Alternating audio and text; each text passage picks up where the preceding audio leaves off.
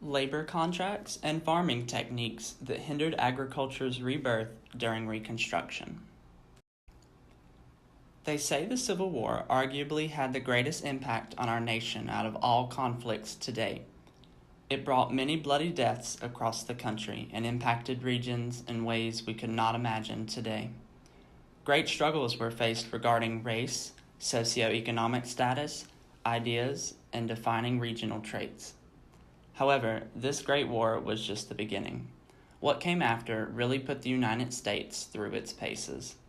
This era is known as Reconstruction. This was a time of strongly resisted change in all areas of the country, from states' actual rights to the abolition of slavery to the economy. The country was changing faster than its citizens could keep up. The region that fared the worst, however, was what used to be known as the King Cotton South. A region known for producing a great percentage of the world's cotton. A region known for great economic development with new inventions for agriculture, national trading sites, and ports. A region most famously known for one thing and one thing only: slavery. Well, all of that began to change after the Union won the war.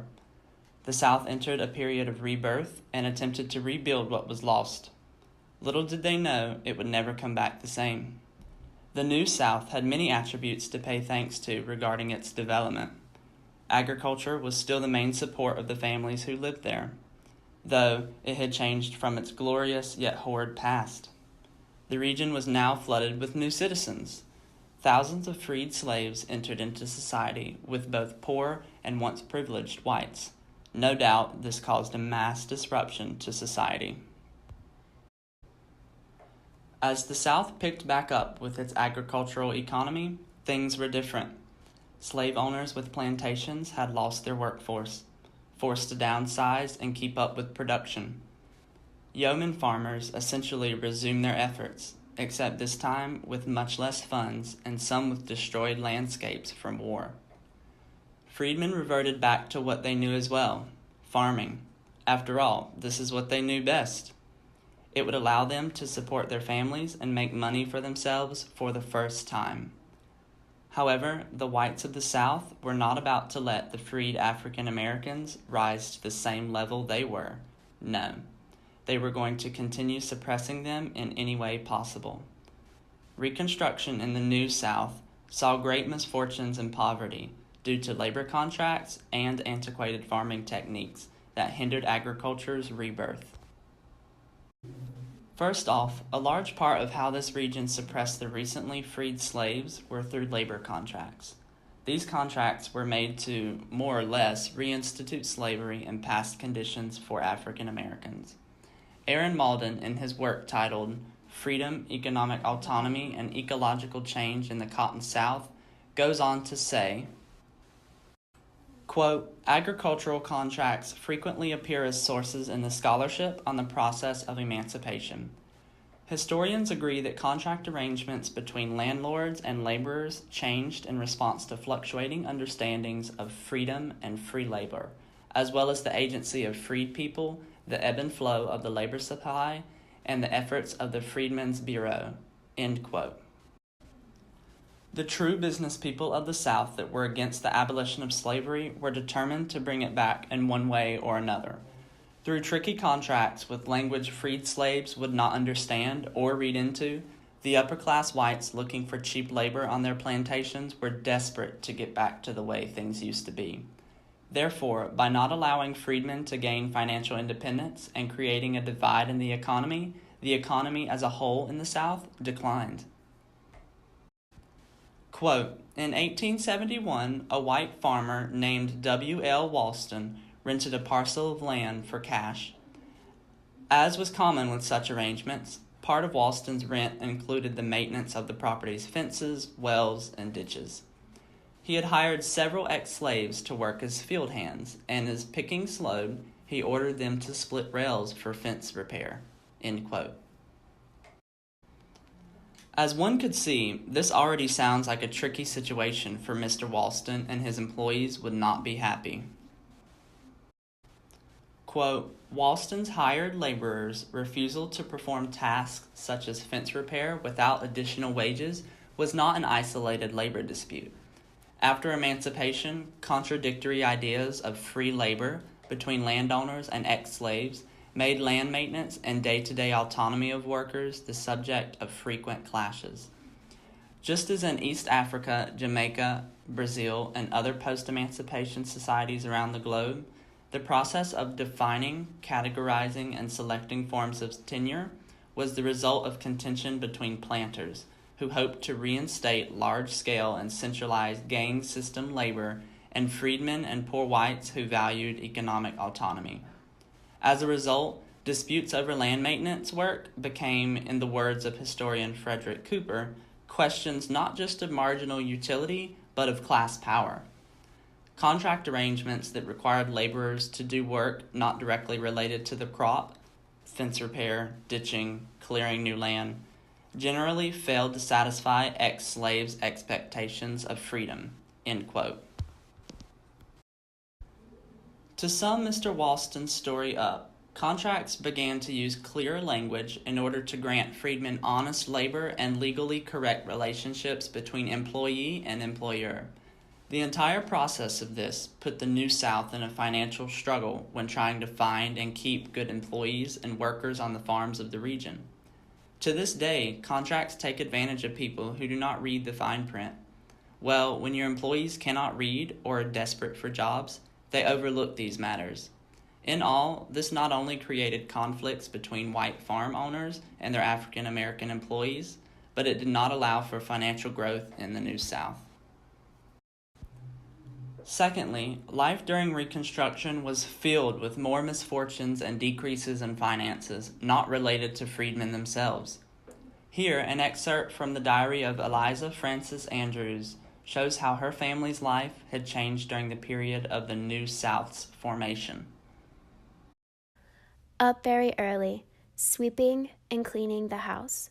Our establishment has been reduced from 25 servants to 5, and 2 of these are sick. Uncle Watson and Buck do the outdoor work, or rather the small part of it that can be done by 2 men. The yard, grove, orchards, vineyards, and garden already show sad evidences of neglect. Grace does the washing and milks the cows. Mamie cooks, and Charity does part of the housework when well. Cora has hired Ma'am Rose, an old darky that used to belong to the Dunwoodies, to wait on her, and she is a great help to us. Due to the new techniques that were implemented, farming had to be done with much less people. Eliza's family business, once a profitable family plantation, now suffered with the drastic change in society being experienced by the South. During Reconstruction, once rich families were no more, thus creating much less income for the region. This created poverty for many others until new methods incorporated freedmen into society. Thirdly, Reconstruction in the New South saw the use of many antiquated farming techniques that hindered agriculture's rebirth. The growth of crops is a delicate balance of life, and the same could be said for trying to run a business of it. Now that society had changed so drastically after the Civil War, people were adapting in many ways, except for one, and that was the process of farming for crops. As seen in Malden's article of Freedom, Economic Autonomy, and Ecological Change in the Cotton South, quote, alterations to Southern labor arrangements tighten natural limits on cotton production. In the first 10 years after emancipation, progressive modifications to contract arrangements reduced the frequency of land maintenance tasks, one of the cornerstones of the extensive agricultural regime common during the antebellum period. Understandably, freed people preferred to direct their own labor and eschewed unpopular slack-time tasks reminiscent of slavery. Over time, the decreasing frequency of land maintenance exacerbated erosion, soil nutrient deficiencies, and crop susceptibility to drought and damage by livestock. These localized environmental effects were not immediately apparent and occurred amid larger and more long-term changes in land use. End quote. Through Malden's explanation, one can easily see the harmful effects this change had on agricultural production.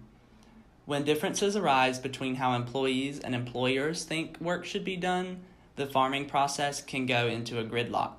Not only does this create conflict, but it does not allow for innovation of new processes. At a time when Reconstruction was heavily needed, the New South could have very well benefited from creation of new techniques to keep agriculture alive and well. All of these effects, from slack time to labor arrangements to land maintenance, played a role in the misfortunes and poverty the South faced during this rebuilding period. In conclusion, Reconstruction was quite a changing time for the South. In its transition from the old to the New South, it faced great struggles with societal norms, economics, and demographics.